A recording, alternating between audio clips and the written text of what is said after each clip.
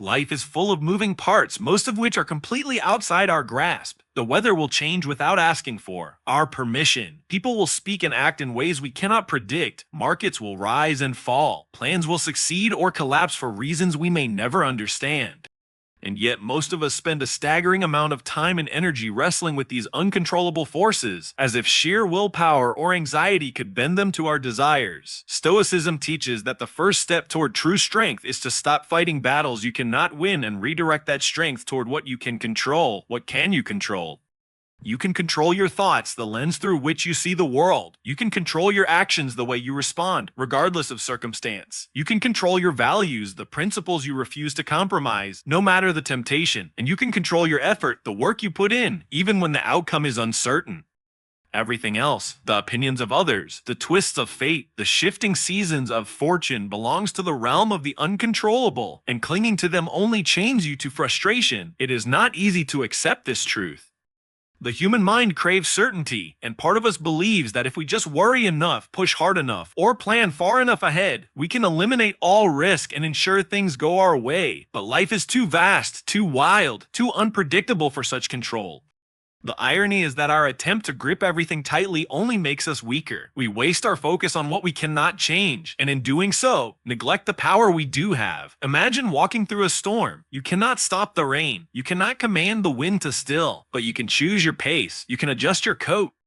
You can keep your eyes forward instead of staring at the clouds in despair. That is the essence of Stoic control, not mastery over the storm itself, but mastery over how you move within it. When you focus on what is within your command, you reclaim your energy from the impossible. You stop trying to win arguments with reality. You stop feeling like a victim of every inconvenience, every delay, every twist of fate. You begin to see that your real power lies not in bending the world to your will, but in bending your will to meet the world as it is. In that space where your responsibility ends and acceptance begins, peace is found. Not the fragile peace that depends on everything going right, but the durable, unshakable peace that remains even when nothing does. And in living this way, you discover a quiet, extraordinary truth. Freedom is not found in controlling the world, it is found in controlling yourself.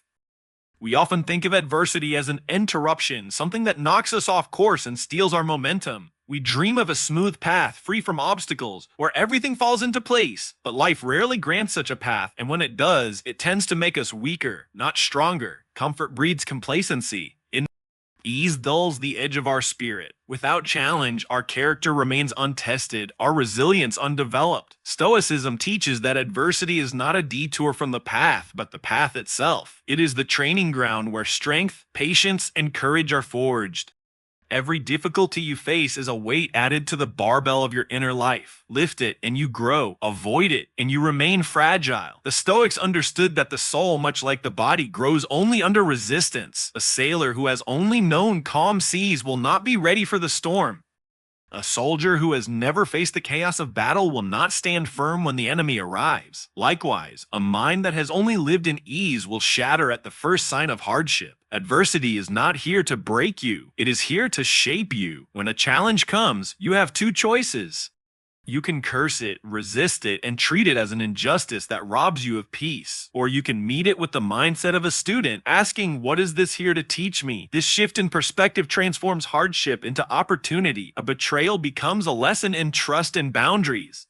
A failure becomes a masterclass in perseverance. A loss becomes a reminder to treasure what remains. Every blow becomes a hammer, shaping you into a sharper, stronger, more capable version of yourself. There is a reason ancient warriors trained with heavier weapons than they would use in battle. They knew that the greater the strain in training, the easier the fight when it truly mattered. Life operates the same way. The daily irritations, unexpected setbacks, and painful trials you endure are not random punishments. They are your preparation. The more you endure with composure, the more unshakable you become. Avoiding adversity may feel safe in the moment, but it robs you of the very qualities you need to face the inevitable storms of life. Courage is not built in comfort. Endurance is not built in ease. Wisdom is not built in the absence of pain. These virtues are carved into us by the chisels of difficulty, and the deeper the cuts, the more profound the transformation. When you start to see adversity as your training ground, fear begins to fade. You no longer dread the unexpected because you understand that each challenge carries within it a hidden gift, a chance to become more than you were yesterday. And over time, you stop asking for an easier life and start building yourself for a stronger one. Your mind is the foundation on which your entire life is built. Everything you experience is filtered through it. Two people can face the exact same event. One sees disaster, the other sees opportunity, and the difference lies not in the event itself, but in the mind interpreting it. If your mind is disciplined, clear, and in harmony with reason, you can remain steady in the face of chaos. If your mind is scattered, clouded by fear, or consumed by anger, even small challenges will feel insurmountable. Stoicism teaches that if you wish to master your life, you must first master your mind. An undisciplined mind is like a ship without a captain, drifting wherever the wind of circumstance blows. It reacts to insults with rage, to temptation with indulgence, to uncertainty with panic. It is at the mercy of every passing thought, mood, and emotion. Mastery begins by recognizing that your thoughts are not commands. They are suggestions. You do not have to obey them. You can pause, observe, and choose your response. This ability to create space between stimulus and action is where true power lives. Self-awareness is the cornerstone of mental mastery. By regularly examining your thoughts, you begin to notice the patterns that govern your behavior. You see the fears that hold you back, the desires that pull you off course, and the false beliefs you've accepted without question. With awareness comes the ability to challenge them. You can ask, is this thought serving me? Is this belief true? Is this reaction aligned with the person I want to be? This questioning turns the mind from a passive receiver of impressions into an active shaper of reality. What you feed your mind shapes its strength. Fill it with trivial noise, endless complaints, and shallow distractions, and it will weaken. Fill it with wisdom, disciplined reflection, and meaningful challenges, and it will grow resilient. Just as an athlete trains the body daily, a Stoic trains the mind daily through reading, journaling, deliberate thought, and the practice of holding themselves to high standards even when no one is watching. Mastering your mind does not mean suppressing emotions. It means understanding them, guiding them, and ensuring they serve reason rather than dominate it. Anja can become courage when directed wisely. Fear can become caution when held in balance. Desire can become motivation when aligned with virtue. Emotions are tools. Mastery is knowing when and how to use them. When your mind is steady, the world loses its power to control you. Insults no longer provoke you into foolishness. Delays no longer drag you into frustration. Uncertainty no longer drives you into despair. You move through life with intention instead of reaction, guided by your own principles rather than the chaos of the moment. In this way, the mastery of the mind becomes the mastery of the self, and the mastery of the self becomes the mastery of life. Ask ChatGPT. In a world that constantly tempts us with shortcuts, distractions, and easy pleasures, the call to choose virtue over comfort can feel like swimming upstream. Comfort whispers that you can cut corners, that you can take the easy way out, that you can avoid the discomfort of discipline and still somehow have the life you want. But the truth, as the Stoics understood, is that greatness is never built on the foundations of ease. It is forged in the fire of doing what is right, not what is easy. Virtue is the compass that keeps you on course when every other signal is pulling you away. It is the choice to act with integrity even when no one would know if you did otherwise. It is the courage to speak the truth when silence would protect you. It is the discipline to delay gratification in the service of something greater than immediate pleasure. Comfort offers relief in the moment, but virtue offers fulfillment for a lifetime. The danger of comfort is that it feels good now but costs you later. A life built on comfort becomes fragile because comfort weakens the muscles of the soul. If you always take the easiest path, you will not be prepared when life demands more of you than ease can provide. Virtue, on the other hand, strengthens you with every act. Choosing honesty when a lie would be easier builds trust. Choosing discipline when indulgence is tempting builds self-respect. Choosing courage when fear calls for retreat builds resilience. These gains compound over time, making you someone who can stand firm in any storm. There will always be virtue demands sacrifice. It may cost you friends who preferred your silence. It may cost you opportunities that required you to compromise your principles. It may cost you comfort, safety, and the approval of others. But in exchange, you gain something comfort can never give: the ability to look at yourself in the mirror without regret. You gain the inner peace of knowing you stood for something, even when it was hard. The Stoics believed that virtue is the only true good because it is the only thing that cannot be taken from you. Wealth can vanish, status can crumble, health can fail. But your character, the person you have chosen to become through 1,000 small decisions, remains yours as long as you guard it. Comfort can make you feel safe for a moment, but virtue makes you truly strong forever. When faced with the choice between what is right and what is easy, remember that comfort is fleeting, but virtu endure. The world does not need more people who have mastered the art of avoiding discomfort. It needs people who have mastered the art of standing firm in it, guided by principles that do not bend to convenience. In choosing virtue over comfort, you build a life that is not just pleasant to live, but worthy to live.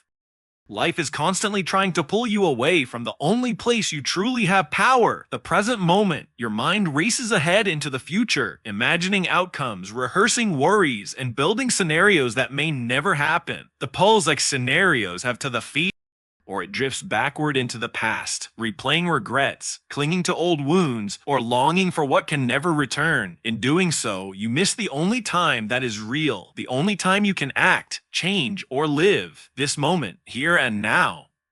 Stoicism teaches that to live well, you must live fully in the present. The past is fixed, carved into the stone of what has already been. You cannot rewrite it, no matter how often you replay the scenes in your mind. The future is fluid, shaped in part by your actions, but ultimately beyond your total control.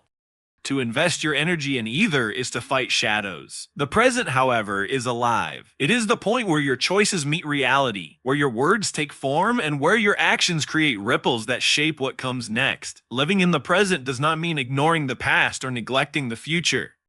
It means learning from the past without being chained to it, and preparing for the future without being consumed by it. It means understanding that the only way to honor both is to focus your full attention on the step you are taking now. Each moment is a seed, and the way you tend to it will determine the harvest ahead.